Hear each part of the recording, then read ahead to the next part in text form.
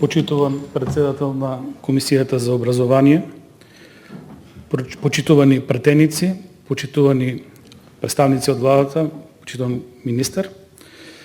Дозволете накратко да се обратам и да се представам како нов пратеник.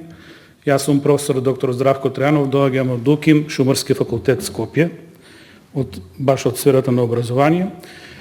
Се јавив за процедурално затоа што според тоа што за мене е убедување, собранието работи согласно деловник и устав на Република Македонија.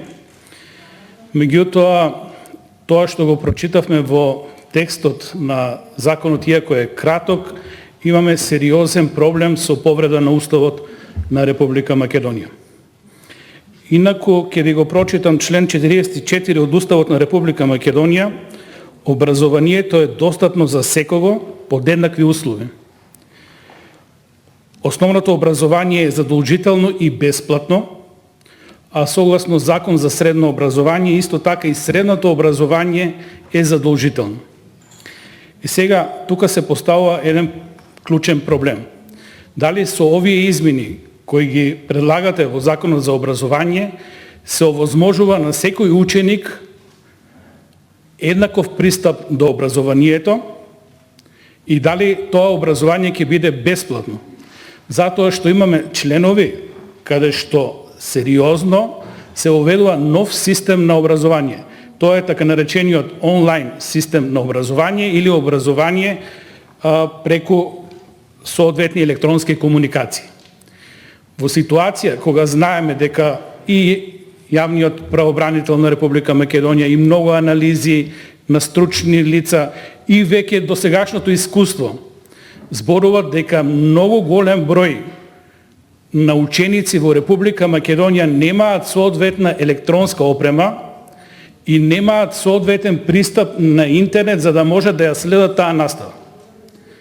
Ние, ако го донесеме ваков законот, ние ќе направиме сериозно кршење на Уставот на Република Македонија, затоа што ќе го изгубиме правото на еднаквост на сите ученици во Република Македонија да имаат пристап бесплатно за основно образование и соодветно задолжително средно образование.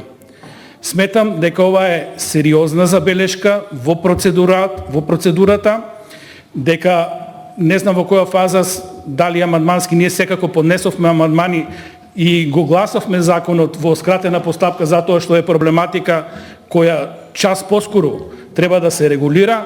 Меѓутоа, ако вака помине законот, ние ќе го прекршиме уставот и ќе имаме сериозни импликации во понатамошното действување на овој закон. Ви благодарам. Во вашето излагање не гледав процедурална Процедурата е... Значи тоа, кога ќе стане материјална расправа по однос на законите, вие можете да искажете свое размислување. Така да овдека не гледам процедурална забелешка. Друг кој имаше... Штета што не гледате процедурална забелешка, а треба да знаете како председател на оваа комисија дека собранието работи согласно деловник и устав.